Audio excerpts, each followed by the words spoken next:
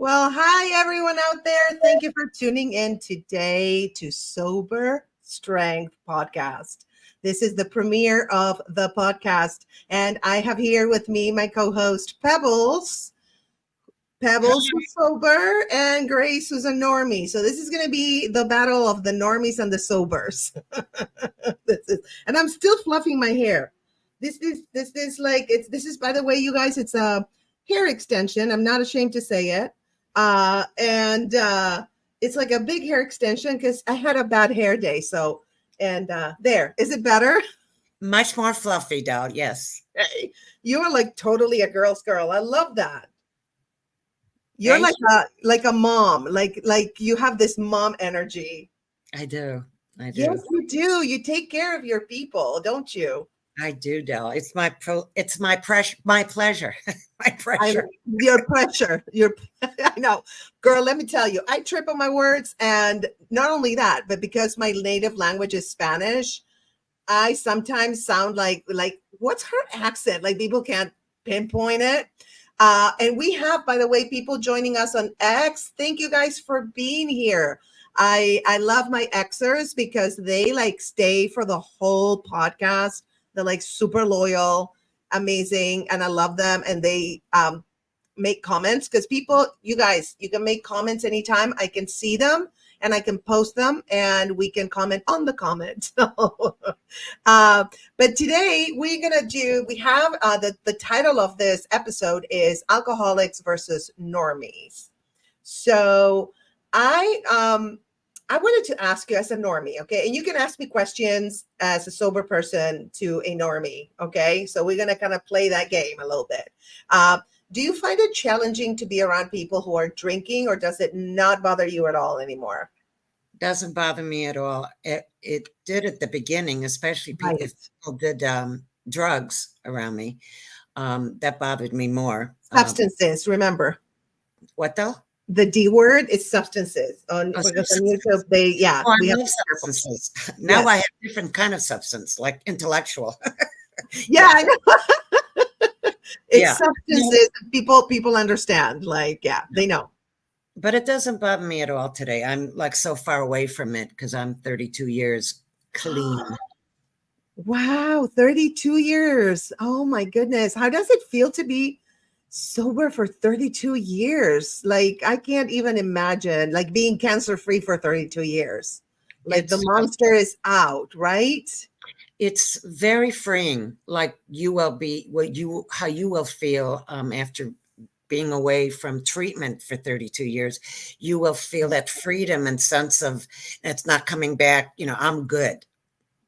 Yes, because I always, when you invited me to go to that AA meeting, by the way, I loved, it really reminded me the way they were talking about cancer, because it is a disease, alcoholism and substance abuse. And I feel like a lot of people have that fear that they're going to relapse the same way that cancer survivors have the fear of reoccurrence. So there's a lot of parallels between the two, cancer and alcoholism.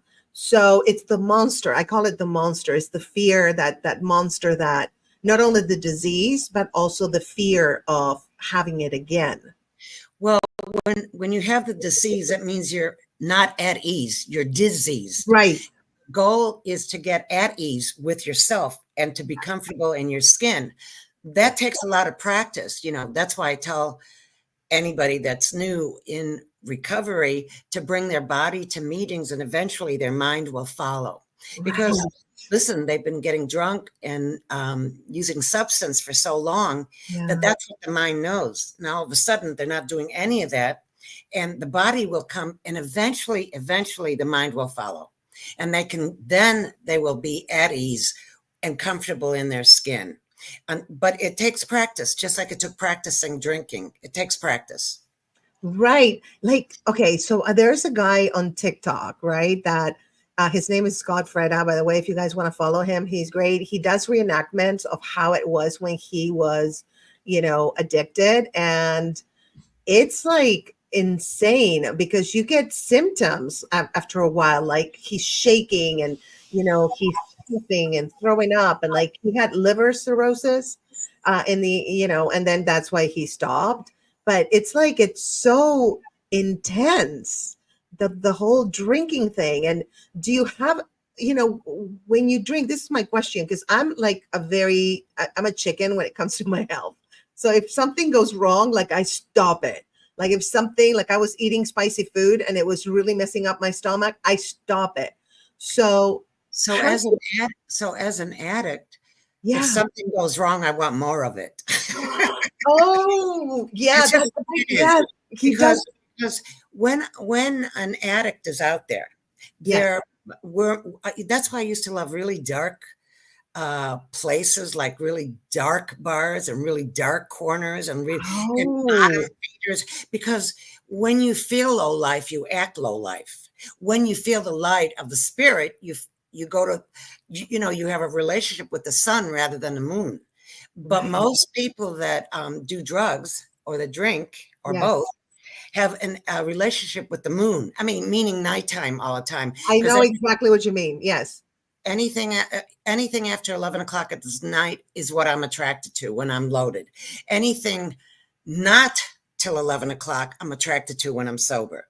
That's just the way it is. Wow. Wow. That is insane, but it's true. It's true. I, as a normie, right? I did have periods when I was under a lot of stress because of a sociopathic person in my life. And I would drink like for months. I would drink like a half a bottle of wine because I loved red wine.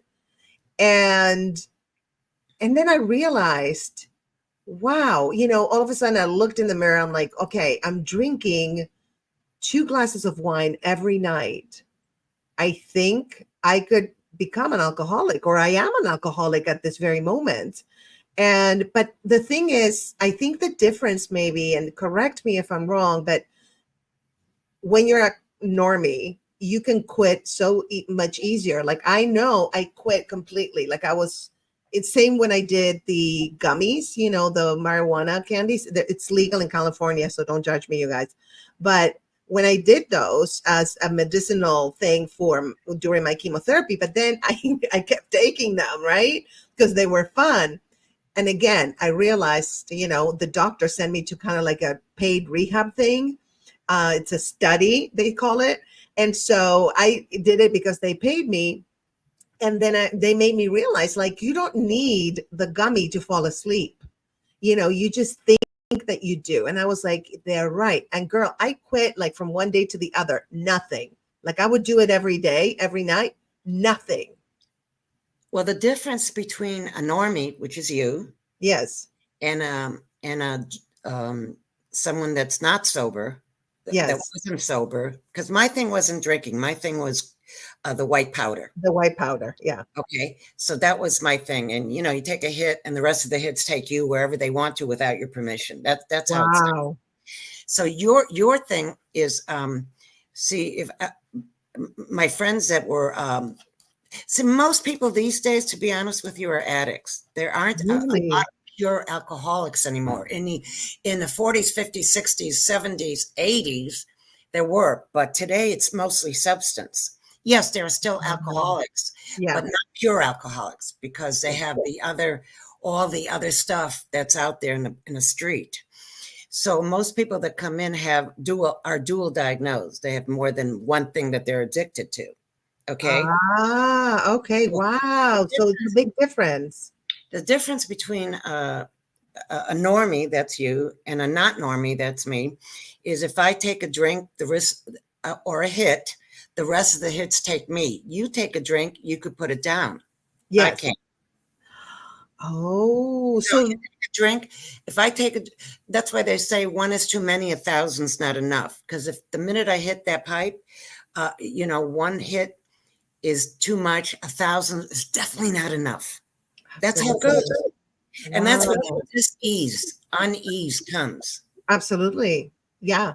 Yeah. And I think that we all have moments of dis-ease, in our life. Sorry, I'm still like messing with my but like mine manifested in cancer. I'm not saying that cancer is, the root is emotional, because nobody knows what the root of cancer is. Like people that are super healthy get it, people that are emotionally stable get it, people that are not emotionally stable get it, people that eat like crap get it. So it's not, but I think that the way that it manifested for me, that dis-ease that I was going through a lot, it manifested, I tried to drink first, but then that didn't work for me because I realized what I was doing. And so my body was like not at ease. So the cancer was able to grow. Does that Right. make sense? Of course, because you had the disease of cancer. Exactly. It was eating you from the inside out. We have the same thing with it. That's why the liver goes. That's why the kidneys go. That's Yes. why your esophagus go. You'll notice a lot of alcoholics. Here's the difference between alcoholics and drug addicts. Alcoholics will have a lot of time, if they're pure alcoholics, you'll see the bulb nose like Clinton. Oh, Yes. I'm just saying. Yes. Yes. Bulb Totally. nose, and they have a tummy because alcohol goes to the nose and to the tummy. You understand? Oh, yeah. When you see somebody that's just purely alcoholic, just drinks and never stops, and they don't eat very much. They have like bird legs, a big nose, and a tummy, but they're You're right. tiny, tiny, tiny everywhere else. Non-addict is tiny everywhere because they don't eat, period. They have no relationship. As a rule, we're not interested in food. We're just interested in the next hit and how we can get it. Interesting. So We never food. really enjoy what we're doing, except at the beginning, we party. We call it party, but it's not a party. It's only a party at the very beginning. It's a Right. fullness in the middle and at the end. But at the beginning, it's a party. It's a party because you're like, there's not that many consequences to your actions. And I feel maybe, and I don't know, you're the expert, you're the sober coach, and I'm asking, I'm curious about it. But in the beginning, it's okay. But then when you start getting physical symptoms, like, Withdrawal. right? Do people, even when you get that, they can't stop, right?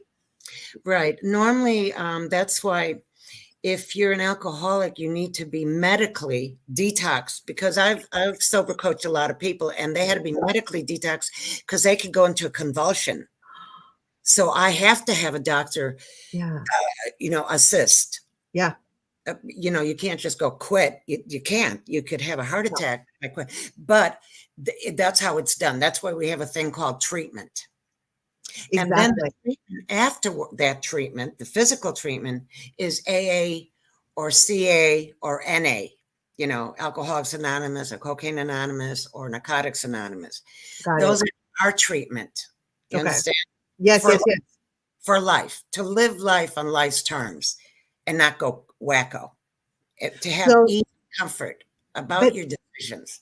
like, okay, so I know I'm very self-aware, and of course I don't have an addictive personality, so I can spot something and be like, I got to stop this shit, right? That's it. So how does an addictive personality, somebody who has an addictive personality, seek help or realize, hey, this is just not good. It's not working out the way I thought it was going to be fun, but it's not fun anymore. So how does it work? What is that moment? I call it the moment of brightness that you So realize not good. you're right. And so the gift is anyone that's using or drinking, if they hit a bottom, Yeah. and they go, I cannot do this anymore. Right. I can't take one more second of it, never mind a minute, an hour, a day. Wow. Only then, when they surrender to win and they ask for help, we're at their we're at their service. I'm of service. I take people, through the steps. I help them. When I sober coach, I help them detox. I stay with them. Mostly, today I'll do it today for maybe 4 hours a day, where I used to do it 24 hours a day. I'm older. It's not my thing, but I used to be with them for 30 days at a time, day and night. Wow. Can't take that anymore because I'm older. I'm not past that. I'm just older. My body can't take watching somebody 24/7. But I will certainly, if they want me to sponsor them, I sponsor them, or I lead them to a sponsor, and I tell them, to go to meetings, 90 meetings in 90 days, and work the steps or die. And if they don't work the steps, they will die. Because that's what happens to a lot of people. Say and alive, not die.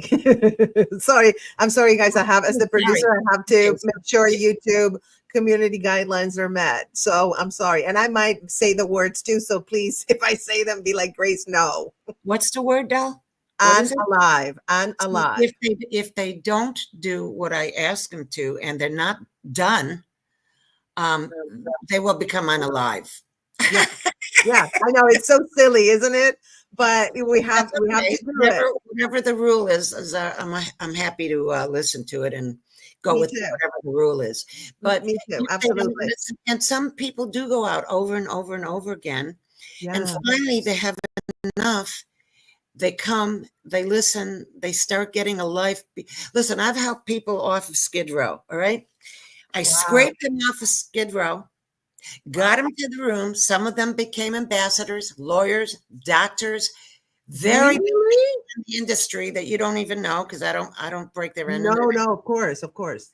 And it's people that you would never think of as an alcoholic or a drug addict, because they look at us as weak. But remember, it's a disease, and anybody, disease. Listen, diseases don't discriminate. Cancer, substance abuse, no discrimination. Anybody can get it. And by the way, even these big timers, if they don't do as I say, I don't care about their money. I won't sober them up, because they're not my business anymore. I was told, if you're sober, you're all my business. I'll help you in any way I can. If you're not sober, you're not in my business. Absolutely. And you cannot help on it. And I help so many women every day. Yes. 7 days a week, every day. I've been doing it for 32 years, every day. And that's what keeps me alive and funny. And I also do comedy. So I need that energy. I need to see progress in them, not perfection, but progress. And they give me life when I see the light come back in their eyes, and they become this magnificent person, like magnificent. I love that. Yeah. So it's you've been helping people and not being paid, by the way. No. You do it for free. I do sober coach for free. I sponsor people for free. A sponsor. Okay. Sober coach is different. It's a whole different thing. There's a business of recovery, and there's recovery. Right. I have I sponsor now about 15 women, and I have sponsored about 3,000. I don't know, a lot of people. Now, most of them didn't stay sober. Really? Yeah, right. Because they say that only about 5% stay. And that's been my experience. Wait. Say that again. 5% stay sober? Yeah. Oh, 5. That's not a big number. Wow. That's how, when you're sober, also the disease is doing push-ups. Anytime you feel down, and life happens on life's terms, it doesn't matter if you stopped or didn't stop. Life happens on life's term. If you don't call somebody right away and tell them how you're feeling, because you're only as sick as your secrets, if you don't tell somebody immediately how you're feeling, it's going to go further, deeper in your soul, deeper till it gets to the core of your soul. And then you forget the truth from the fiction. You just forget it. But if you tell on yourself right away, listen, someone hurt my feelings today. This is how I feel. You uncovered, discovered, and discarded that negativism. Yes. You're okay. 100%. You have to do every day, not once a week, every day. No, every day. That's crazy. Now, See, it doesn't affect me today like it used to because I work with so many newcomers. right, I don't have right. time to get depressed. Exactly. No, absolutely. Absolutely. See, with cancer, sometimes, that fear of reoccurrence that I was telling you about, it comes. And if it starts taking over my thinking, which now I'm getting better and better. But if I let it take over, I seek help. I call my cancer therapist because she knows exactly what's happening to me. Not a regular therapist. They don't understand, like it's the same with, being sober. It has to be a sober coach. I have to have a cancer therapist. That's Which, right, at because they this can point, understand you. I'm beyond like a regular therapist. Beyond, I So can't. you take the action. See, the difference is between somebody that goes out and somebody doesn't. We Yeah. all think this way, but Yes. it's action into right thinking. We have to do the opposite of what our heads tell us. We have to take an opposite action, physical Yes. action, rather than listen to our thoughts. And when you tell somebody that's taking the opposite action, when we were out there, we just reacted to our thoughts. We didn't Yes. tell anybody. We just reacted to our thoughts the whole time, whether it's 20 years, 10 years, 5 years, 30 years, 50 years, whatever it is. We were reacting to our thoughts. Now, what I'm taught in the program is to take an opposite action. You can't think into right action. It's action into right thinking. Right. Into right thinking. I don't know if this helps, but like I know when I get intrusive thoughts, I talk to them. I know it sounds crazy, but I talk to them. I'm like, hey, I hear you, but you have absolutely no business in my life right now. I don't have time for you. So get away from me, and then like if it says I have fear of reoccurrence, which that is almost daily. I'm not kidding. The thought So what do crosses you your do mind. when you have that? When you have that fear, first of all, fear is FEAR, false evidence, appearing real. But Yes, your mind will tell you it's real. See? I know.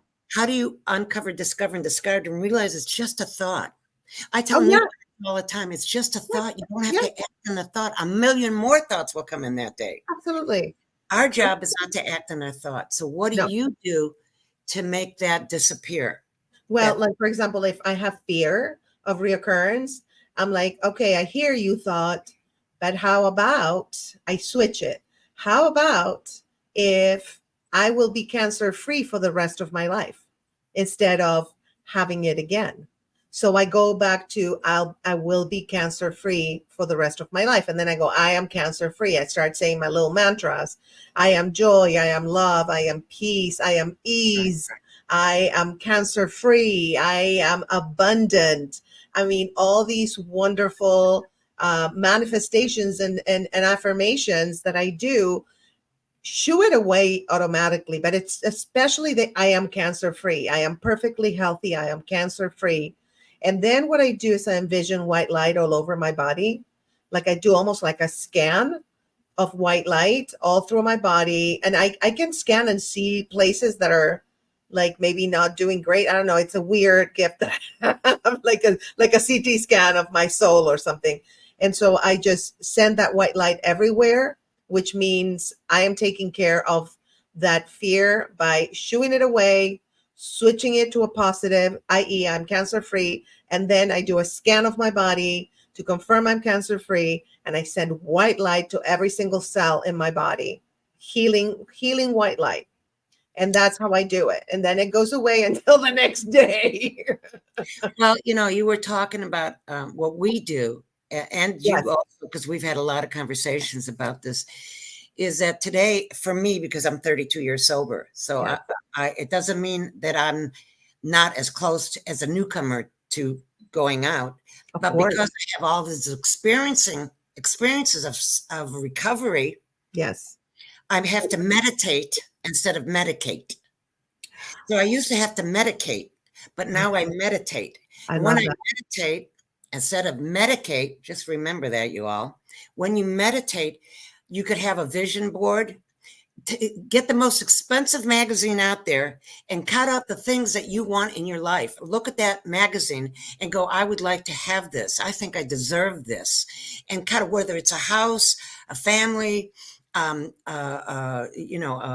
a car, a job that you have ease and comfort and your creativity and you're able to do that, put it on your vision board and every day meditate on it and Yes. meditate, look at that board and then listen to music that you love or just listen to a soundtrack that takes you to that ease and comfort and meditate on that. Because I say, whatever you think of most during the day is your higher power. If you think mostly of your cancer, that's your higher power, my I friend. know. Yes. Whatever you think of most, and that's not natural for us, for human beings, not just sober people, normies. Whatever we think of most is the thing that's going to keep us down and out. If I think 100%. of my higher power and what I want in life, and then I do the action part, action, into right thinking, I will have a very peace and ease and comfort without really doing a whole lot. Just doing opposite action. If my mind tells me, no, don't go to that meeting today, or don't talk to that person today, immediately I have to talk to that person today and go to that meeting. Because my mind is not my friend. No, it's not. It's a very dangerous neighborhood to live in my mind. Oh, yeah, absolutely. And without telling somebody what your mind is telling you. Do not go to that neighborhood without telling on yourself. Yes, absolutely. No, like I always say, my mind is like a bad neighborhood. You don't want to go there because it's just all these thoughts that come to you. But after my cancer experience, I learned how to spot them and not take them in and believe them with all my heart like I used to, and then get sad or whatever. Now it's like, you know what? I don't want to listen to you. It's like a person that's talking shit, right? It's like, listen, I got to go right now. Okay. I'm busy. So I'll see you never. Kind of like that. Treat that person like that thought like a toxic person, because it is a toxic thought. It's not your friend. Like you said, it's definitely not. It's your enemy. And I don't think this way 24/7. That's why this talking that you and I are doing is reminding me what I have to do. See, this is why I have to go to a meeting every day. I had to get high every day. Hello. Wow. Yeah. I don't get high once a month or once a year. Wow. So I have to go to a meeting to treat this every day. Yes. It's all up in here. And I know cancer is a disease, a physical disease.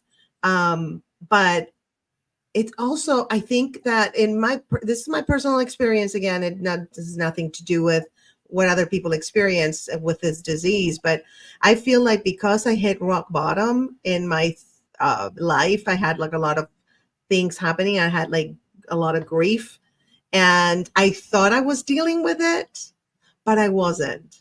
And so in a way, my body, I think it's scientific that your body, when your emotions, when you have grief, when you have like heavy emotions, your immune system is distracted. And I don't know why that happens. There's a whole, I talk to doctors and stuff. So the immune system, quote unquote, is distracted. So it's not as vigilant as it needs to be. And that's why the cancer can go like, party and her boob. Yeah, let's grow, and that's how I feel like the emotion helped the cancer grow. And I'm not saying it caused the cancer, but it definitely helped the cancer grow.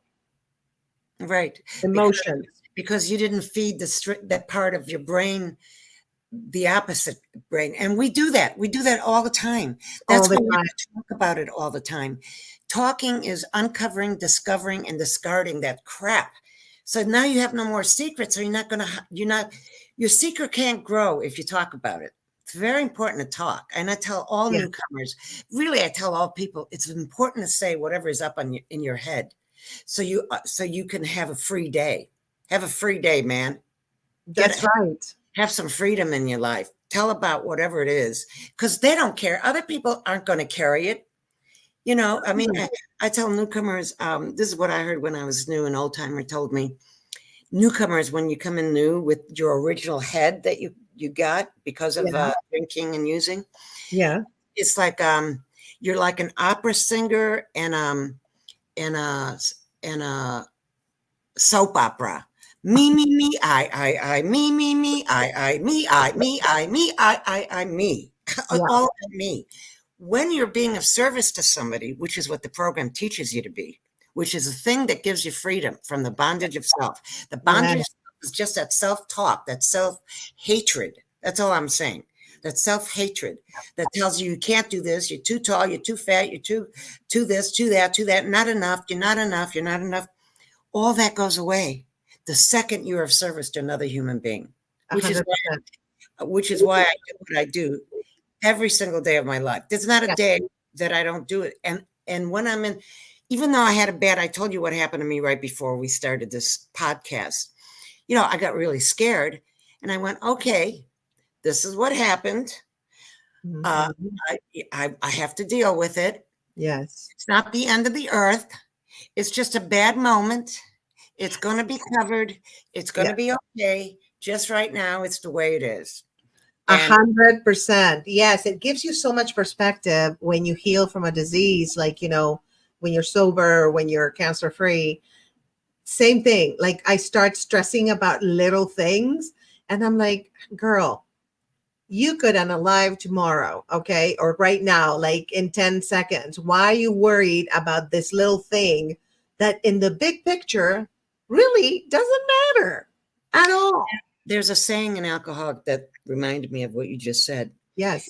For alcoholics, we could take care of the 911. It's a Yes. little ants around our feet that make us go crazy and use. It's not the rhino that's charging at me because we know what to do. It's all the little things coming together that make us cuckoo. So if you're telling yourself right away, those are the little ants. If you're telling yourself right away, poof, it's gone. Yeah. It's gone. It's not, you're not telling somebody else, you're releasing your freedom. You're getting your freedom for the day. I cannot tell you how many people I know that are filthy rich, and I cannot tell you how many people I know that are just filthy. I mean, okay? Yeah. And because none of them are happy. Now, I don't have any money. It's not to say that I don't want money. I want money. But Yeah. I'm not at the effect of money. I'm not at the effect of having money, not having money. Would I like to have? Yes. But I'm not at the effect of it where it turns into cancer, where it turns into dark thoughts, where it turns into running my life and giving me liver cancer or whatever. I'm just saying, I had Yes. a lot of things wrong with me, and it was all from my thoughts.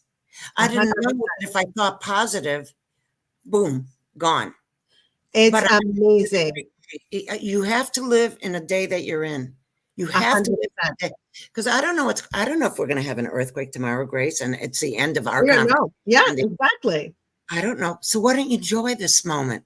Yes. Look at our world and what's happening. It's so scary. I mean, really, very Yeah, scary. it is. But in the moment right now, do I have enough food? Yes. Do I have my kids with me? Yes. Do I have a roof over my head? Yes. Do I have enough food for today? Yes. Do I have, am I able to breathe and walk like a very healthy young lady? Yeah. I mean, I would never know I'm my age if I didn't know I'm my age today. Now, if I wasn't in that frame of mind, I Yeah. would be walking slower. I'd be hunchback. I'd do Yes. all these things that make you that way. These thoughts that make you even hunch your back. You know what I'm saying?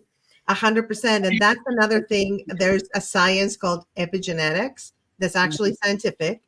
And they say that we are conditioned, like you're saying, it reminds me of that. We're conditioned to say, hey, after a certain age, this is what's going to happen to you.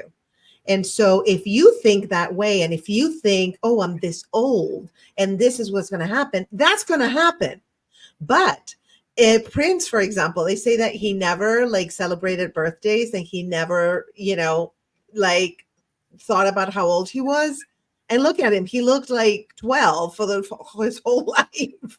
And I think that that's very important in the thinking. I think your thoughts and your emotions can actually guide your life in a way that a lot of us are not even aware of the power of our thoughts and emotions. And so what you're saying is like, take charge of that, and I say it, switch it. You're like, take charge, switch it, whatever it is, that negative thought that comes from our ego, because fear, I think, comes from our lower self. And the higher self is all about peace and gratitude and love and all that, right? And I think that by you, another point that you bring up is by helping others, which is why we're here on the planet, to love and help others, and to love and help ourselves, but also to love and help others. That purpose, which comes from a higher place in our spirits or consciousness, whatever you want to call it, I think that keeps you actually cancer free, alcohol free, it keeps you sober.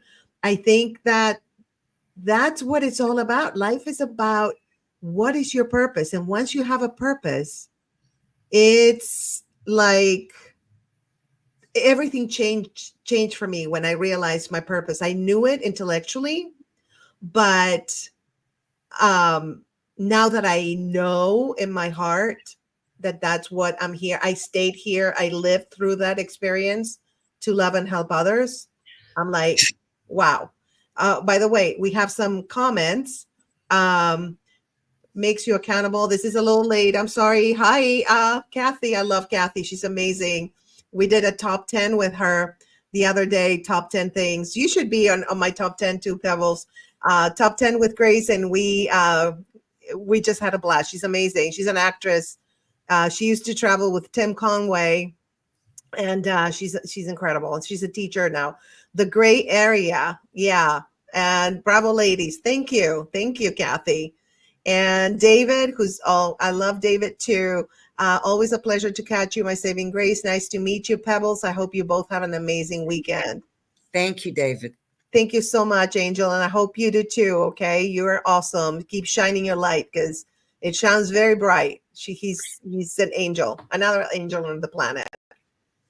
That's very nice. The other thing you were talking about, ego, and what we learned as far as sober people, that ego is EGO, edging God out. Now, yes. when you edge God out and you think you're it, you created all this shit. And listen, I'm not religious. Religion's for people that are afraid to go to hell, and spirituality is for people that have been there. So let me be real. Yes. Oh, say that again. Say that again. Say that again. Religion is for people that are afraid to go to hell, and spirituality is for people that have been there. And that's, that's how I hit my butt. I hit a spiritual bottom, not a religious bottom. I didn't have one. Hello. On the bottom. So when you edge God out and you think, if I think that I did all this, no, what I do, if I'm of service to God's kids and I help all of us that need help, that I can't help everybody. There's a certain graphic of people that I can help. Those are usually addicts and alcoholics. Yes. Help many other people, but my specialty is for that. Then I know I'm doing the right thing and my head is quiet. This is how you get your head to be quiet. When you're of service, your head can't help it but shut up. So you don't have any problem. You're doing just what's in front of you. Yes. All you have to do every day when you wake up is literally just what's in front of you, not what's behind you, not what's on the side of you, like how we used to talk from the side of our mouth, but what's in front of you. That's all you got to do, man. It's living in the now, because all we have is now. Look, now. It's a series of nows, right? The past is your memory. The future is your imagination.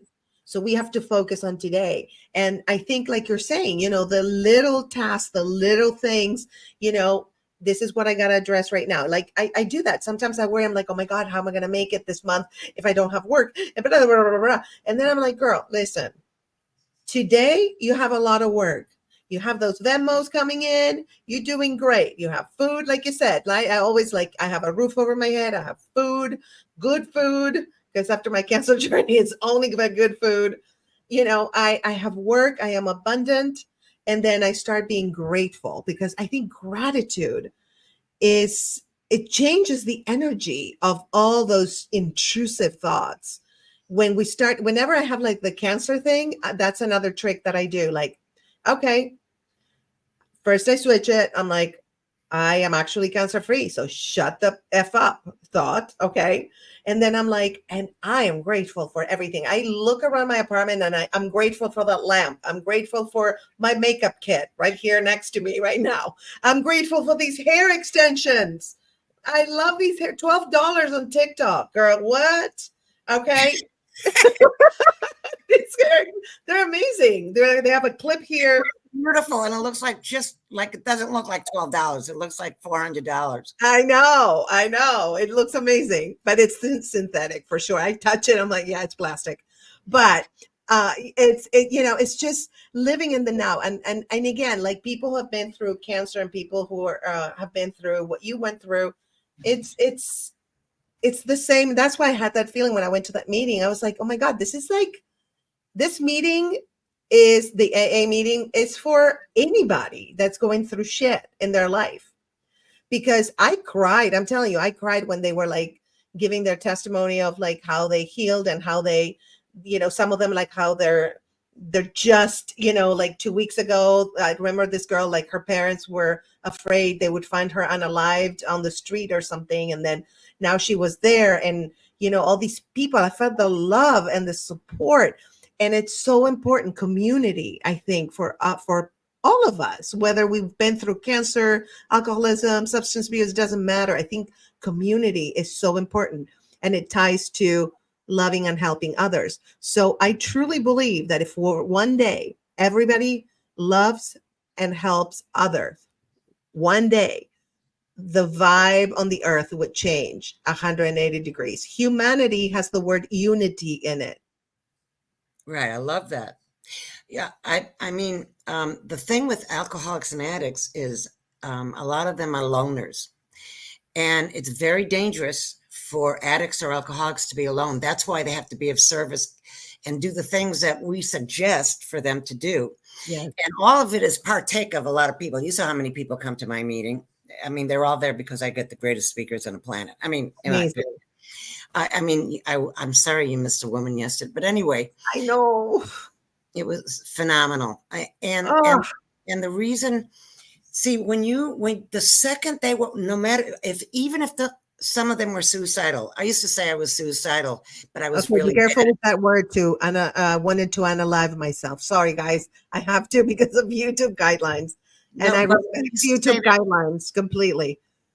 So I used to say that, but I'm so bad at commitments that I couldn't do that word. You couldn't unalive yourself. Yeah. Because you're bad at commit. That's hilarious. I love it. So that ties it to like comedy. How did comedy help you with your sobriety? Well, first I left my ex-plaintiff. That's my ex-husband. Yes. And he had a temper problem. So it was not, anyway, so I left him and I wanted something on my own because when I was married, I wasn't really allowed to have girlfriends or have a social life or anything. It was all about him. Of course. So when I left him, and people always told me, you're so funny. And I happened to have known, I was very close with my friend Debbie, and her husband managed George Carlin. Do you know who he was? Of course. I'm a comedian. I know who George Carlin is. I don't know. I mean, this is years later, so I don't know who knows who. Girl, listen, George Carlin, we all know. Everybody. So the agent who whenever my ex would get violent with me, I'd run to her house and hide there with the kids. Anyway, so. Wow. And I was very funny when I was nervous. I was just automatic. I'm just very funny. I was prior one night too. And I'll tell you that next time. But I was very nervous that particular. So I would go to Debbie's house and Jerry said to me, and Jerry was George Carlin's manager for 40, 50 years, however long wherever he came from, wherever he started, till the very end, till the end of his, I think he had a triple bypass. I don't know. I forgot what happened to George. I mean, George Carlin. Yeah. Because Jerry, see, J and G mixed me up because I'm from Israel. So J and G. Anyway, never mind. Because it wasn't my first language and I don't know my first language. You're preaching to the choir. My first language is Spanish, so I totally get it. And like how your mind plays tricks on you. And my first language was Hebrew, but I don't remember. anything. Anyway, because I have Sometimers now. That's what happens as you get older. It's right before Alzheimer's. You get Sometimers. You know what I'm saying? Sometimers. Yes, honey. Am I allowed to say that? No, it's funny. Oh, yeah. No, that's it. No, that's Anyway, girl. so No, they're not that crazy. I don't know what they want from me or don't want from me. So, anyways, I used I to go. know. So many people told me, and including him, he said, "I tell you what, I will train you to open up for him, but you have to listen to everything I say and do." And I was real rebellious, very rebellious. I couldn't even have an orgasm unless my ex-husband told me not to. Am I allowed to say that? I'm just saying, because I was very rebellious. That's why I was an addict. So the minute Jerry said to me, "You have to do what I tell you to do in order to prepare." And he told me, "You have to listen to opera." What? Okay. I'm not an intellectual. I'm not listening to opera. Are you out of your mind? Yeah. So anyway, so I didn't. But somewhere Jerry planted a seed in my head. And when I left my ex-plaintiff and I came back from Oregon, someone had dared me at the Improv to go on stage. I'd never been on stage before. I never even thought about it because I never thought about myself and what I wanted, just what he wanted, so the house would be at peace. That's how I thought. I never thought about anything I wanted. I kind of dreamed about just getting away from him, but I didn't know what I wanted to do. Yeah. So anyway, someone on a dare told me, "I dare you to go up tonight." It was my cousins. They were visiting me from Canada. I love them. Yeah. I went up and I killed. The No, next be careful. Be careful. I unalived. Oh, I underlived. Unalived. Unalived. Okay, I unalived. I murdered. I know. Are you allowed to say murdered? No. Okay. I didn't do that either. Sorry. I did not make the rules, girl. I barely know the rules anyway. I barely. So I unalived. Yes. And I got addicted to comedy immediately. Right. Because of the energy from the audience. It was the first time I didn't have to do much to be liked. Right. With him, I had to do everything and nothing was good enough. And here are these strangers.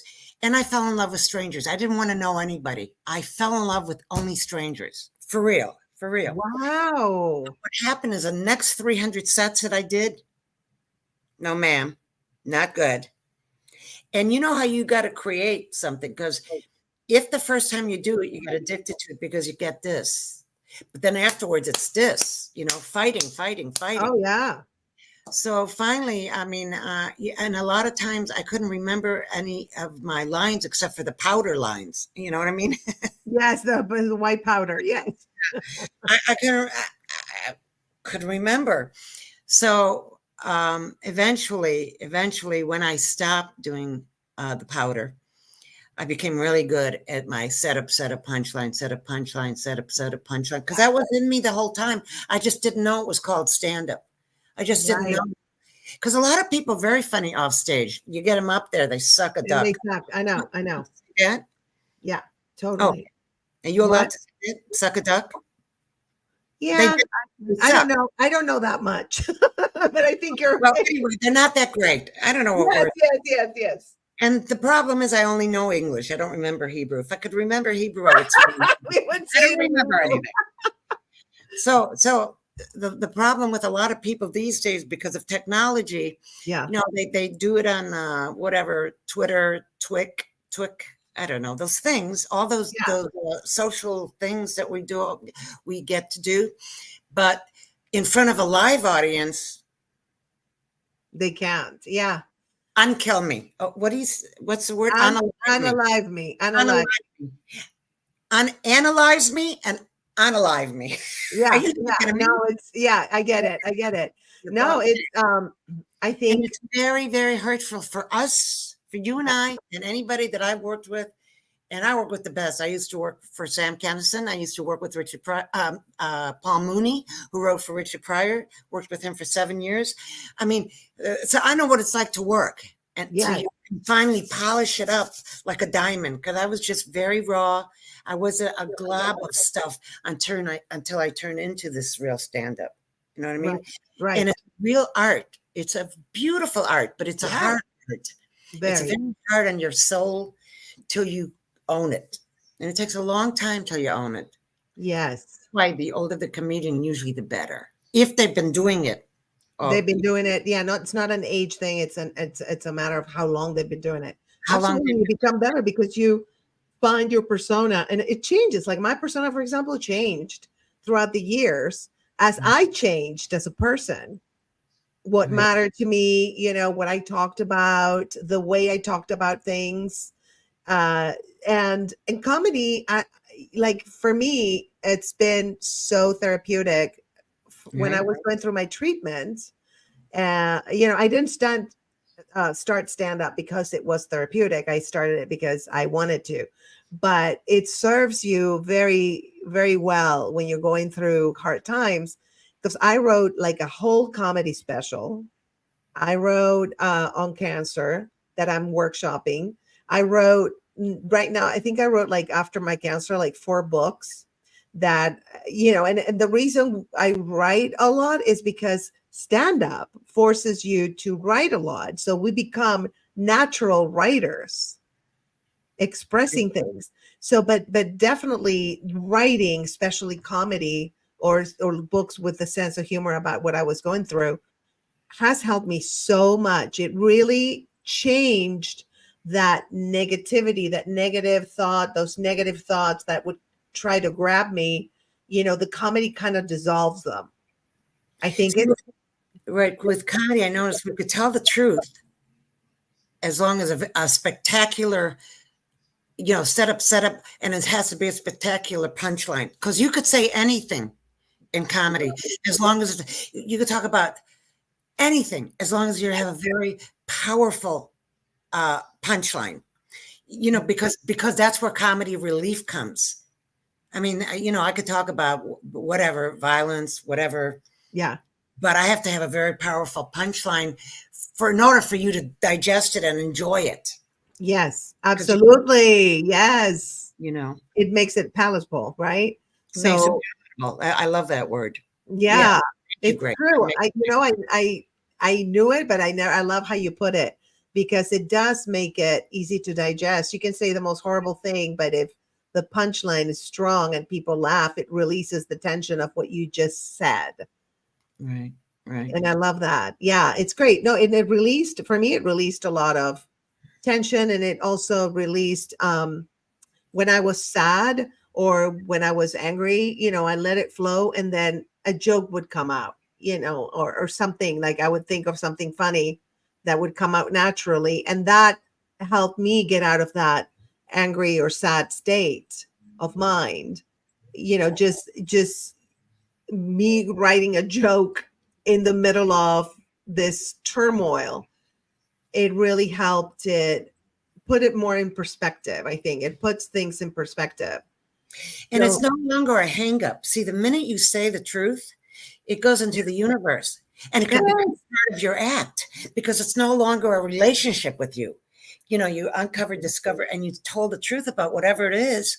So it's on the universe. You're not at the effect of it anymore. When you're not at the effect of it anymore, you're getting better and better and better. So comedy helped me in all ways, in everything. It still does. If I have to do comedy or I don't feel balanced if I don't do comedy. yeah. And I do comedy at the oddest places, believe me.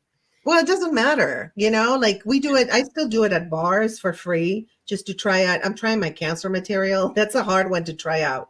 Yeah. Yeah, it is hard to try out. But you're unique in that because not how many people are doing that? None but you. So Right. it's a very unique thing and it'll help other women and men that have Yes. been through cancer. That's the whole point of being of service. Yes, absolutely. Absolutely. And not just with the comedy, but like after I made it public on social media in 2022 in the summer, when I finished, I was like 2 or 3 months out of treatment and my hair was starting to grow. And I was like, I came out on social media that I had it. A lot of people just, told me like, I'm going through it right now, or I was just diagnosed. And I would talk to them on the phone and tell them, things that I learned and how to deal with the treatment that I wish somebody would have done for me, but I didn't have that. You know, I did my own research. I'm kind of like a nerd, so I researched like crazy, but I gave them all the information that I had so that they would have an easier time.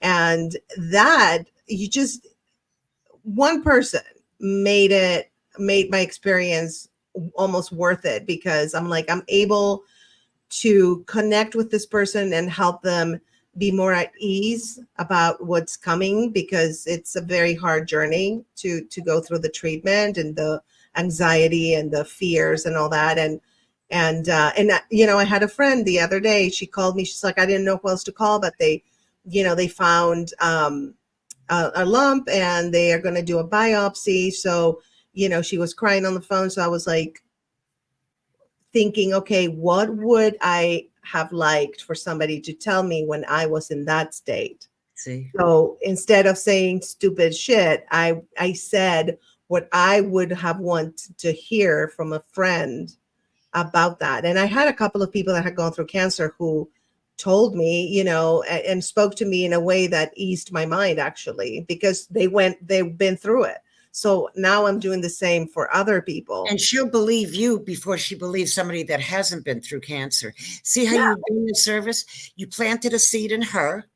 Now she's going to be of service to the next woman. Believe me, this is how it goes. This is how, Yes. that's why, you know, we don't think we touch anybody, Grace. Yeah. We touch a whole universe of people. I just forget about that because I'm always with the person that's talking to me. Yes. Like tonight, I'm going to be talking to 3 women after you to help them. Okay. Wow. Now each of them is going to be talking to whoever they're talking. This is how it goes. It's a domino effect. I could either do it in positive or I could do it negative. I choose to be in positive because I like to have the ease and comfort. The ease, not disease. Right. I like to be at ease, not a disease. And it all depends on my mind. Just because I'm not using doesn't mean I don't have the disease mind. Absolutely. I don't treat it. Treating it is by being of service to another human being, period. And 100%. And I remember when after that meeting, we went to eat at that place that was so yummy. And you said that you told me just very matter of fact, like, honey, you've been through this cancer thing so you can help other women. Like, and that hit me so hard because I'm like, I knew it, but you just like, you said it with such authority, and, you know, I respect you so much, and I love you. And so when you said it to me, I was like, oh, okay. You know, like I almost, it gave a whole different dimension to what I already knew. I don't know if that makes sense. Yes, that's why you had it. First of all, I know this sounds weird. I know, no, it doesn't. I became a drug addict so I can help other people, other drug addicts. Listen, I Be know. alive instead of unalive. I want to help you live instead of not live. Okay. Yes. The reason that you got cancer is because you have a great way of communicating with people, and they caught it, so you could carry the message. You don't I live because of that, because I'm supposed, this is what I came to the earth to do. That's and I know it sounds grandiose, but it's not. I almost feel like before cancer, it was a preparation. Like I learned all these skills, you know, like I learned comedy. I teach swimming, you know, so I do, you know, I tutor kids. I've done so many things. I'm an entrepreneur, you know, I have all these podcasts and everything. But after, it was just like a whole different dimension. It's like a before and after. After, it was like, oh, I am here to love and help others. Like it hit me, and you made it more specific, which I knew in my head, but you just put it out there, and I was like, oh, and not just people with cancer, because like you help somebody like me who went through cancer by saying one thing, matter of fact, you know, like, because it's what you say and it's so ingrained in you. And it's what happens when you have a clear mind. You could help the whole universe if you come from the right place with no manipulation. Yes. If you come from a manipulation place, which is what alcoholics and addicts do when they're using, because they have to manipulate the next and the next and the next. They're not going to go, hi, I honestly need something. Right. They're not going to need a drug addict and go, pardon me, sir, could you spare? You'll never hear the powder people saying, "Do I look fat in this?" No, because I don't. You know what I'm saying? I'm just saying. Totally. Yes. Anyway, yeah, yeah. Totally. But you have all that to carry the message to the Mhm. person that's suffering, probably mostly women Yes. that have been through the breast hurt Yes. of having cancer, and how Absolutely. wild it is, and how the treatment is so hard on you, and how you get that gray face when you're going through that, and no energy. And Girl. I mean, it's a whole different level of just surviving rather than living for quite a while Absolutely. before you get to live again. Yeah. Absolutely. And you literally looked at yourself in the mirror and you are faced literally with your own mortality, because the treatment is unaliving the cancer cells and unaliving the healthy cells. So, yes, you look gray, dark circles, bald. You're like completely exhausted. And I felt like a 93-year-old alien. That's how I felt.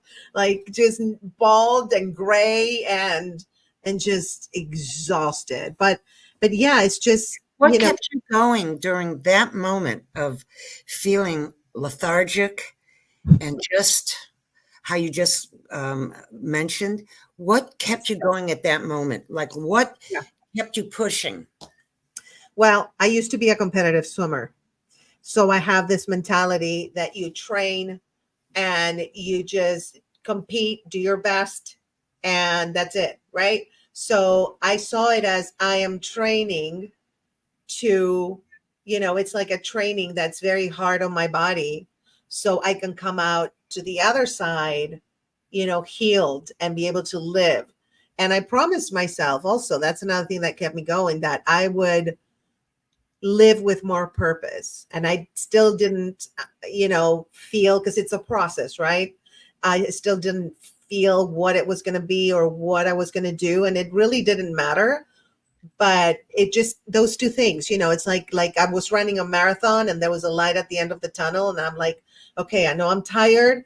Yeah, but I'm going to keep going, like a marathon runner. And, they want to quit 20,000 times during their, I'm sure, because it's like, what, 42 miles? It's crazy.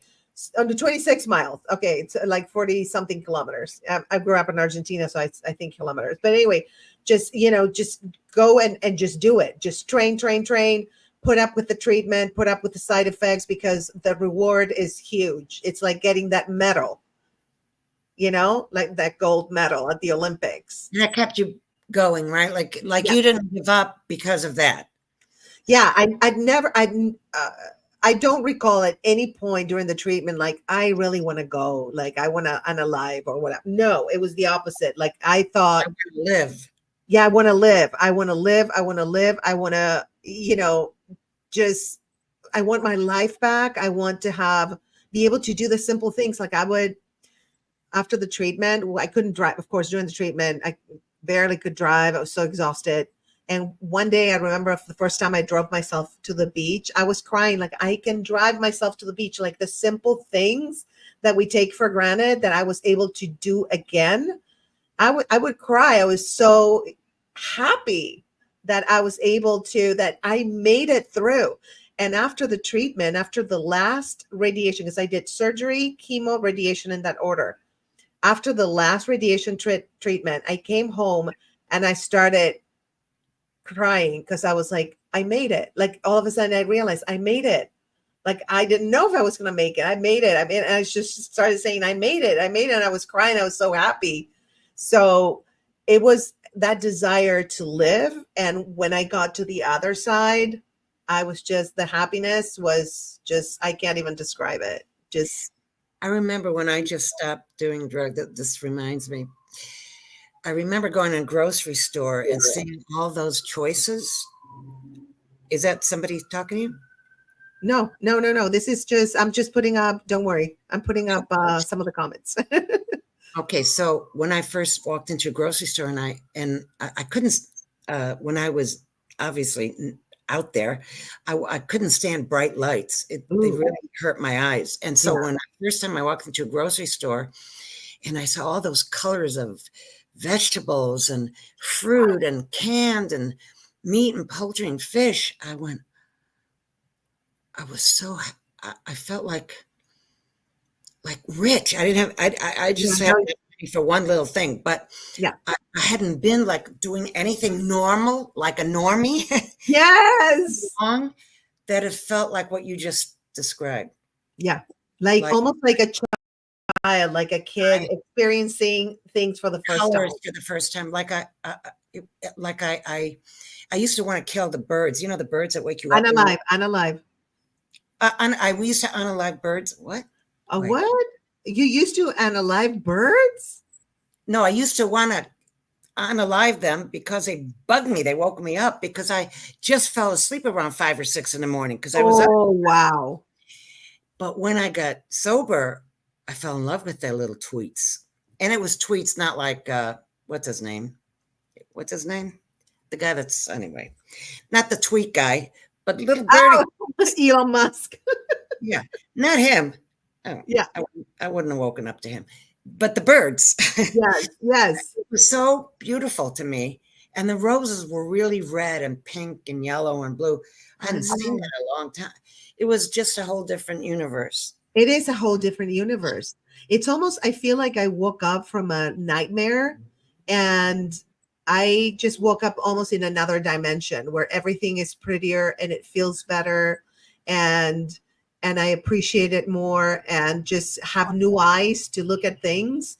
I think these experiences like what we've been through are just so life-changing that you're never able to be the same person again. Like your old self, you might as well, like the day I got diagnosed, I said, bye-bye, old self. I will see you never. You're in the past now. Right. Yeah. We're very blessed that we have a chance to live 2 lives. Yes. Most people don't even have a chance to live one really good life. Yes. Oh So my God. I we love got to do whatever our instinct, our mad instinct, not the good instinct, Yeah. let us do.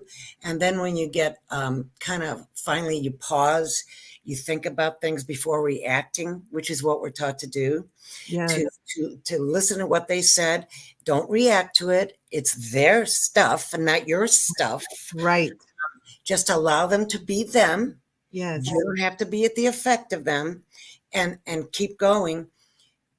Life is just so different, so peaceful, so great, because really most people that are really pissed, I have nothing to do with their story. No, absolutely. Or from something triggered them. I just happen to be there at the time. Yes, absolutely. It's important to do a thing. We have a thing called you got to do an amends, so you don't carry all that stuff. And if you don't do an amends, you will never be free of who you said something kind of crappy to. Yeah.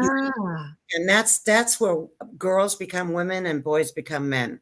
It's very important to apologize to people. Now you think they hurt you, but you have no idea through the anger what you did to them. Absolutely. I blacked out. I just blocked it out, blacked it out. Wow. So when you say, like, I'm sorry for the wrong I did you, how can I right my wrong? You have to let them tell you what you need to do. Yeah. Just do it and forget your opinion. Just do what they say. Put the committee away. Give the committee to your higher power. Yeah, absolutely. Absolutely. But I love the fact that you said it's like living life for the second time, because I felt like that too. It's almost like it's life before and after cancer, BC and AC. And this is a whole different life. And it's not because it's different on what I do, but it's because why I do it that has changed. Right. And that is what, again, like you said, the peace, the joy that just comes naturally. And also the strength to be able to fight those intrusive thoughts, not fight them, but just shoo them away. I cuss them out sometimes. Literally cuss them out.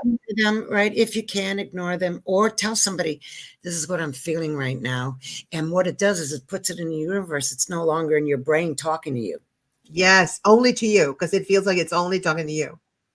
No, right? Everybody has that, but everybody has that. It's to what extent we fertilize it. You see, by talking to it, you make it grow. By Right. telling on it, you let it go. Yes, absolutely. Oh no, don't entertain. It's like entertaining toxic people. It's the And same I've thing. done that all my whole life. Yeah. All I had to do was unlearn everything I learned. Yes. That's pretty much right. So I got a new set of blueprints, and now I go by these blueprints, not the old set of blueprints. Yes. And of course, my parents were the best, and they did the best they could with what they had, Yeah. and they did good.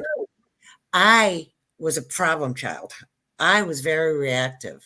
My Mhm. poor parents. Anyway, they did the best they could. They didn't know some things. They knew a lot of things that I still don't know, and they made a big difference in the world. They were very of service to people. That was their whole life being, which is probably why I am this way in sobriety, because my father built the very first kibbutz with 9 other couples in Israel. I was a What? girl born in Israel. Yeah, That's so dope. I love that. it was dope, but not the kind you smoke. Hello. It was dope because Yeah. that's what they do in Alcoholics Anonymous. You have to be of service. They had to be of service to the land, or we wouldn't have food. And everybody took turns in the combine to cultivate the land, to milk the cows, to grow the vegetables, to watch the children. Everybody took turns for a month in each thing until they rotated everybody. So nobody gets a resentment because everybody had to take turns. That's exactly what we do in AA. Love that. Love that. And do you see people change their lives like you did, most of them, or like you said, a lot of people relapse and only 5% Well, stay? them I don't see, but the people that stay, that make a difference, that help another 100 or 20,000 people before they drop dead, Amazing. drop alive, whatever. Before they Yeah. drop alive. I say big, big, big, big, big, big, gigantic. Like I told you, I scrape people off the sidewalk of Skid Row, and that particular person became an ambassador. So yes, I do see huge. One of my girls is a entertainment lawyer. I mean, I see big, big, big things, and they're not just at the. They're way up there. They're like, yeah, yeah. That's so cool. Yeah, this guy, like, it's on TikTok, and I mean, his algorithm. I think when I started doing the sober strength, like designing everything and talking to you about it, TikTok picked up on it. It started sending me this guy, and Well, he it's 8:12. Are we supposed to do an hour? oh, we can go as long as we want. We have solid people staying, like they're not leaving. Like, Oh, okay. No, I'm staying. I just yeah, no, we can I talk wanted to for get yeah. the book that I'm going to write. I wanted you to remind you anyway. Yeah, no, we'll talk about that. She's gonna write a book, and I'm gonna help her with certain little tricks. That's all I'm gonna Yeah. say. And so no, we can actually stay until whatever time, and we have a lot of people on X and on YouTube and on Twitch. So I LinkedIn apparently because Kathy is coming from LinkedIn.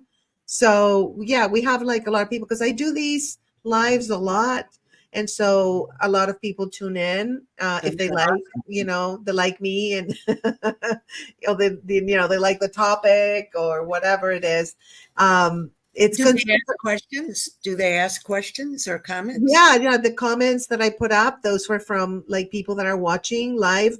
And by the way, you guys, if you want to post any comments or ask us any questions or tell us your story, whatever it is, please tell us in the comments, okay? And if you enjoy this podcast, please tell a friend, bring a friend, let us know that you brought a friend, and we'll send you a free gift. What that gift is, you'll see. It's good, but you need to bring a friend.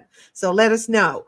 We're going to do this once a month, and it's going to be, and I don't think anybody's done sober versus normie. I don't think anybody has done that. And No, so, I love it yeah, because if sober moms and dads and aunts and uncles and grandma and grandpas understood the mind of an alcoholic, of an addict, then communication, you wouldn't have to suffer as long. And yes, I'm here to help clean talk, clear your mind of what's up with them, how they really think. They're not doing this against you. They're doing it anyway. There's a lot to learn. No, On both totally. Yeah, because I understand because I had people that had substance abuse issues in my family, and it feels personal, but it's not. It's their problem. They their have disease. yeah. See, if people looked at alcoholism and drug addiction as a disease, Yes, have a lot better understanding and not be so hurt personally, thinking that they're doing it to them. These folks at the time cannot help it. At the time, yeah, did they have the first choice to get loaded? Yeah, but after they didn't know. See, some people, normies can get loaded and then put it away. just completely. Yeah, Addicts get loaded and the rest of the loads take them wherever they want it. They whatever. can't. Yeah, I And hear this you. is what I have to train. Hopefully, open up your minds to understand that of a mind of an addict, which is my Absolutely. mind. Absolutely. So what would be your message to normies like me who want to support their sober friends or family? Well, what's the question? What would be your message to normies like me who want to support their sober friends or their sober family members? So if someone that's using or someone that's not using, you have to be clear with me. Someone Not in sober. well, Like somebody who's not using like anymore. Like how, let's say I have a sister who is sober now. How can I support her? okay, by reminding her to go to meetings and that you're proud of her for going to meetings. Okay. Because this is, I did one night, I did comedy at this little theater, and it was all about my using days and my recovery days. Okay. And a woman at the end of the show came up to me, who's a normie, and Yes. said, I understand that you got sober from your stand-up. Can you help me with my sister? Now, this has happened 100,000 times, by the way, but this particular night, because she's my sponsee now, and she stayed sober, so I could talk about her. So her sister came up to me, who's a normie like you, Yeah. and I said, well, give her my number, and I will talk to her, and I will know if she's ready to get sober. Because if a person's not ready to get sober, that's why I asked you if they're using or not, I can't help them. If they're ready to get sober, I could talk to them in their language, and they will hear me. They will not hear you. They can't help it. They will hear me because I know from what I'm saying it's the truth, because I come from there. Yeah. I just haven't been doing it for 32 years. I've been clean for 32 years. Exactly. So I'm not going to make up anything. They're going to know if I'm telling them the truth or not. That right away, they're going to trust me.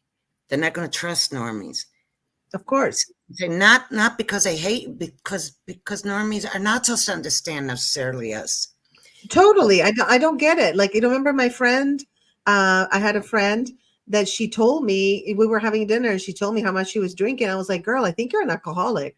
And she was like, no, I just did it. I'm like, girl, listen, why don't you come with me to an AA meeting and da da da? And I took her, but still, I think she's still not She's ready. No, she's not done. And by the way, what can you do to people like that? Nothing. Exactly. That's what I was going to ask. Nothing. You have to allow them the grace of hitting a bottom. That's why it's called a gift. Yeah. That's why it's called present.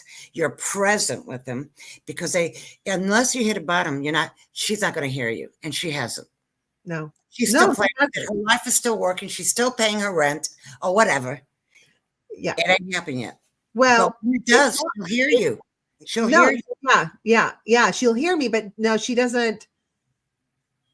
I feel like she is excusing herself. Like she knows that she needs help, but at the same time, she thinks she can handle it. Is that a common thing with? Yeah. Because most alcoholics are in denial. Don't even know I'm lying to myself. That's what it stands for. They don't know. They think their life is still working. They just had a bad day. They don't realize it's a bad life. They really just think it was just a bad day when they got in a car accident, went to jail, ran over somebody. I just had a bad night. And some people never know. And a lot of people get it in jail. Wow. So jail is a gift. by the way. Absolutely. Everything that turns us around to change our ways so that we can live a better life for us and a life that serves others is a gift. I spoke on a lot of jail panels, Mm-hmm. and I could tell the ones that were done actually listened to they were hanging on to every single word I was saying. Wow. The ones that just went there to get that free time, to get away from the other people, you know, the chewing gum, the looking this way, that way. I mean, I knew it didn't matter to me. My, Mhm. my, my job is to carry the message, not to carry the addict. My job is to carry the message, not to carry the alcoholic.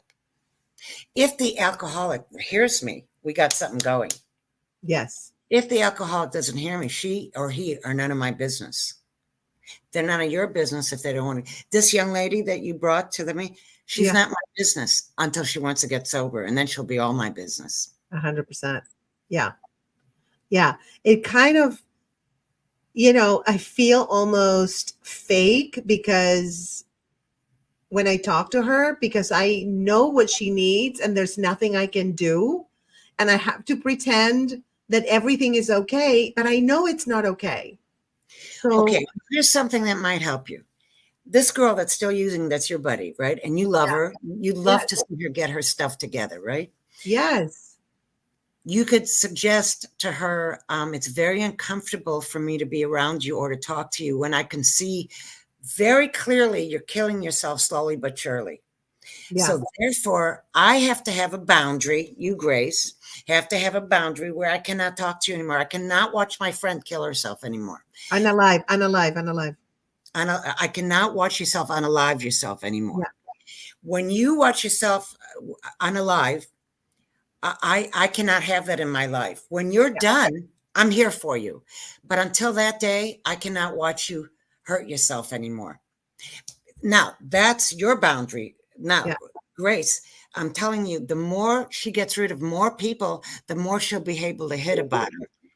You understand? She cannot hit a bottom as long as you're still supporting her in her insanity. And by yes, you being with her supports her in her insanity. Do you yes. understand? That's how I feel. From a good place. You are. So now you have to have a boundary, especially for your Okay. cancer. You're very fragile, Grace. You have to take care of your soul now. It is Yeah, not up to that girl. It is up to you. You have to say, for your sake, not for her sake, I cannot be around you because you're hurting my soul by watching yourself destroy yourself. yes. That's it. That's all. And you don't answer her calls and you don't email her and you don't text her. You stop it. That's called stopping the insanity on your behalf. Yeah, that makes complete sense because I honestly feel almost like an enabler, even though I'm not giving her anything to, do what she's doing to herself. But You know, I feel, I heard a guy say, and you're going to love this. An old timer told me when I was new that guilt is a man-made thing. It's not a God thing. It's a no, man-made it's not. thing. Yes. And guilt, you just give it to God. It's all Yeah. loony boony. Yeah. Your job today, I mean, really, Grace, is to take care of Grace, Fraga, not to Yeah. take care of blank blank. Yeah. It's to take care of you. And by you taking care of you, that means from now on you have boundaries with certain people that are not allowed to touch your soul. They're not allowed. Thank you. Thank you for saying that because I do have issues with that too. Yeah. It's I'm hard. getting better. I'm getting much, much, much, much, much better. But I had that all my life, so it's a little hard. And another thing is, do you have a call or something? No, something just happened to somebody. Anyway, no, go ahead. Okay. What was I forgot what I was going to say. Oh yeah. Okay. So another thing that I noticed, and she's the one that right now I know is going through that. She texted me the other day saying, don't get the boosters because she knows I get vaccinated, right? Especially after going through cancer. You got to get the vaccines because your immune system is not as good as it was before. It's still good, but and so she was like, don't get the booster because it produces cancer. I'm like, okay, how ignorant it is to say that a little drop of mRNA immunotherapy that I had tons of immunotherapy for a year, infusions, okay?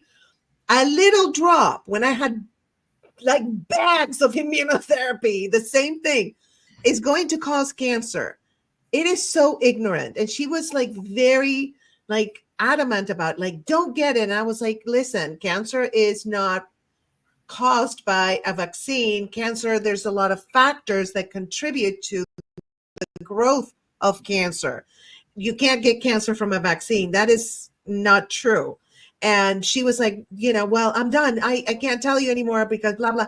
I said, and she was like, and now I'm taking this, and that. Instead of taking pills, I'm taking this, and that. I'm not going to say what the issue is, and I was like, I support you fully in your healing journey. Like almost saying like, you get out of my business. Okay. I will get vaccinated if I need to. Stop pushing it on me. And then I set a boundary. I think that's what I did.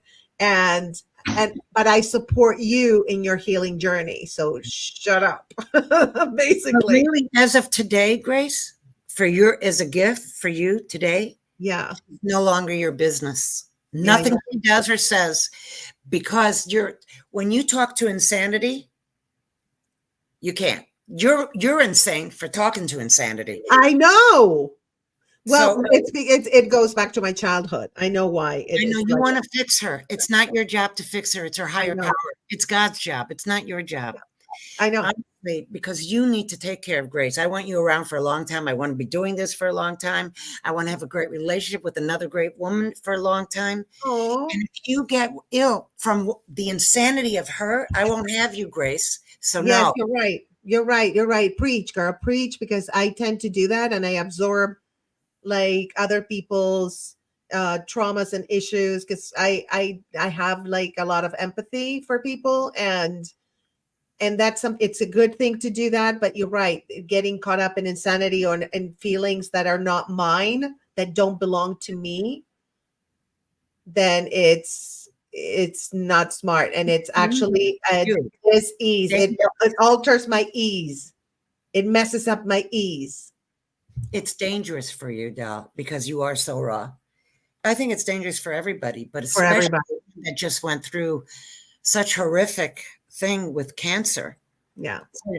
And to come back and do all these things that you're able to, you don't want to just. No. That's why anybody like her, anybody, man, woman, child, uncle, aunt, anybody that brings poison, toxic poison into your life is not welcome. And it's only up to you. It's not up to them. They don't know better. No. You know better. Yes, absolutely. And you're right. It's that desire to help others that has to have some boundary, where if helping others is not helping you, then, it's being toxic to you, then you can't help that person. Right. So that should be like my parameter. If something is toxic. That's why I came up today. That's why I came up today, because you needed to hear this. Thank you. You are an angel. I love you. I love you too, Deli. Am I doing this right? I'm always afraid. No. Yeah, I know. Me too. I'm always afraid to do it wrong. I think this is the way to, this is it. I'm afraid I'll do a sign of a kidney. I mean, everything wrong that I do. I know. Do an Illuminati sign or something, like Beyonce or something.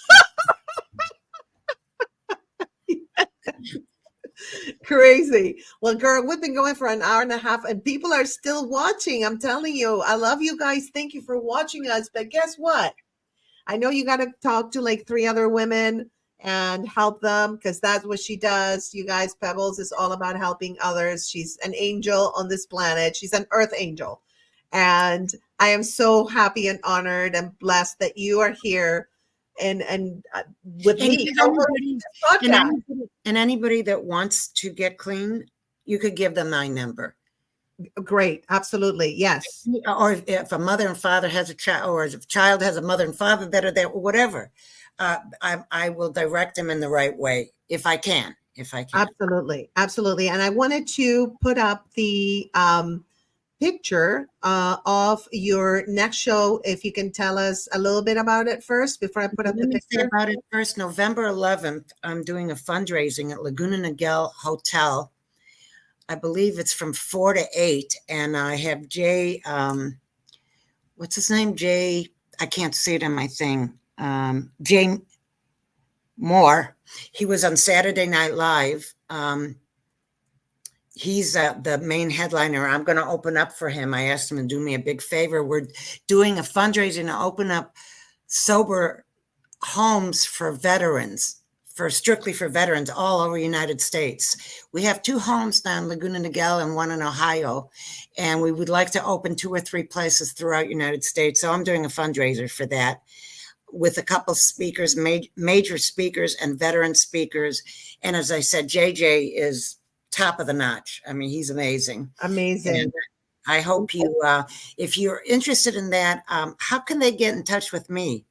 Well, they can follow you on Instagram. What is your Instagram handle? Do you know? Pebbles Comedy. Pebbles Comedy. Okay, I'm gonna put it up here. So you guys, if you want, or they can contact me also if they're following me. Pebbles Comedy on IG.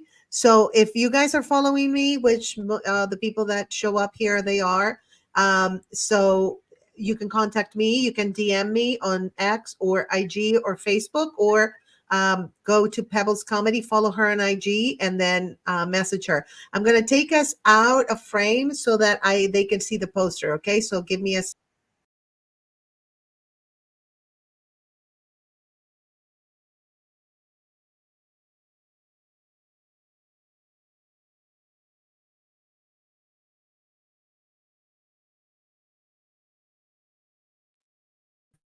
Okay, cool.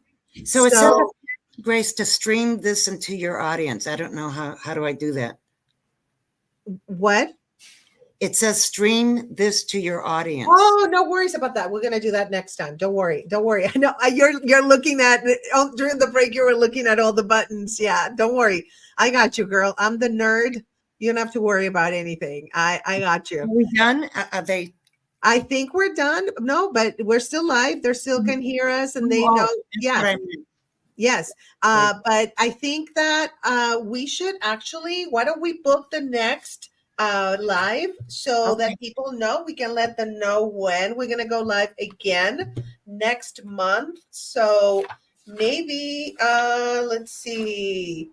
We're not going to do the weekend of Thanksgiving. No, we're not going to do that. So maybe the week after, like how about December 6th?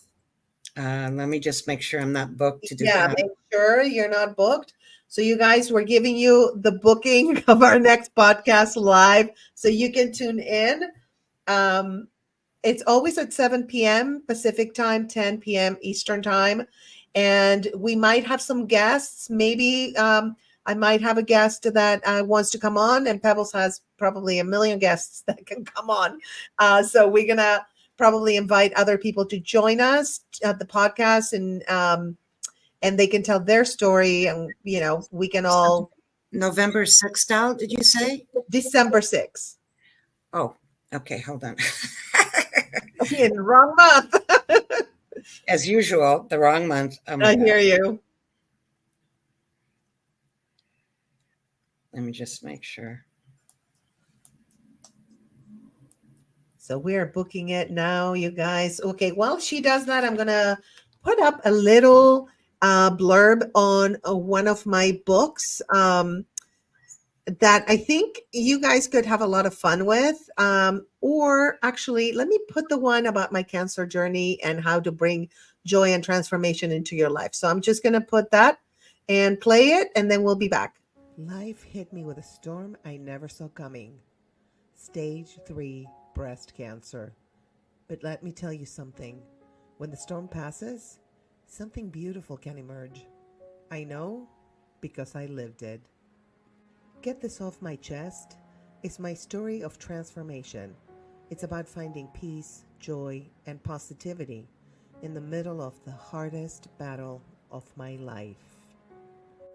This book is for anyone who's ever felt overwhelmed by life's challenges, especially when it comes to your health.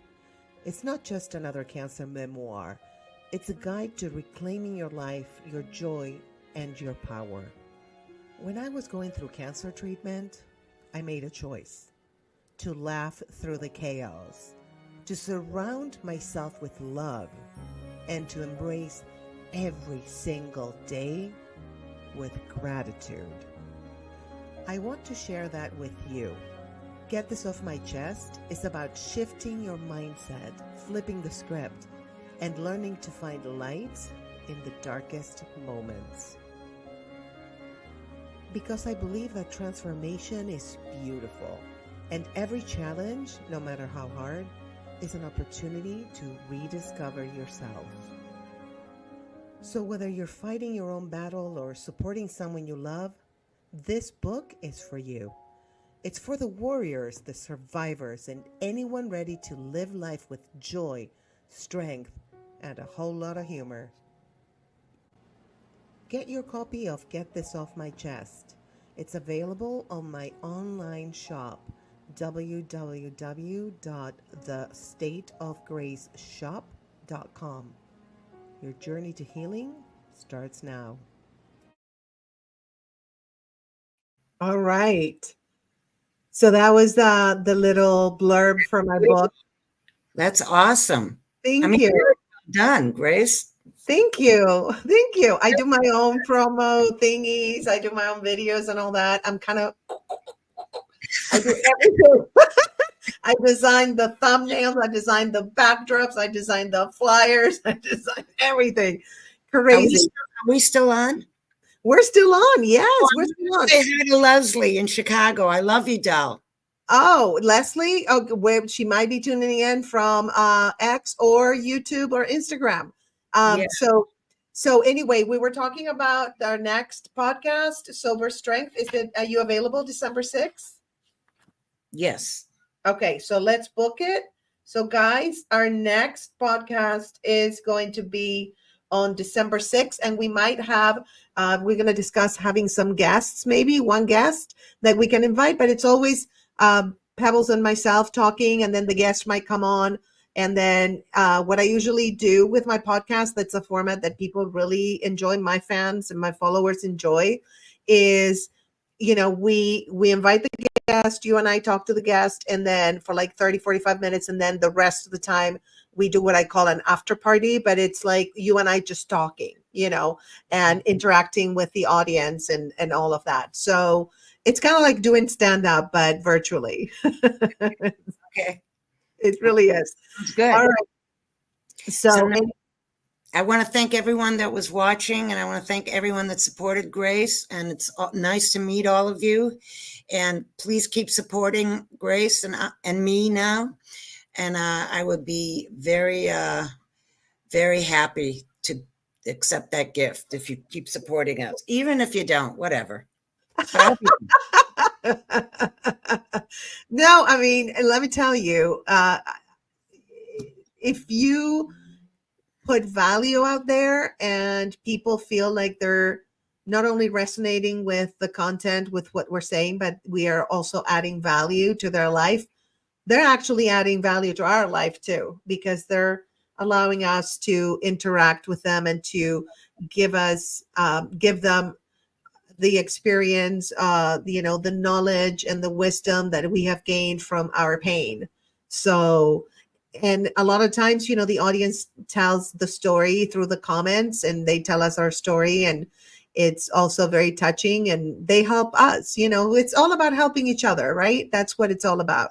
So this is what I'm confused about. Is this live, or are they going to ask you questions? No, honey, this is live. Okay, you guys, Pebbles is not a nerd like me, okay? So this is live. Right now, people, I didn't see any comments. That's why I'm asking. No, because the comments are the ones that I put up.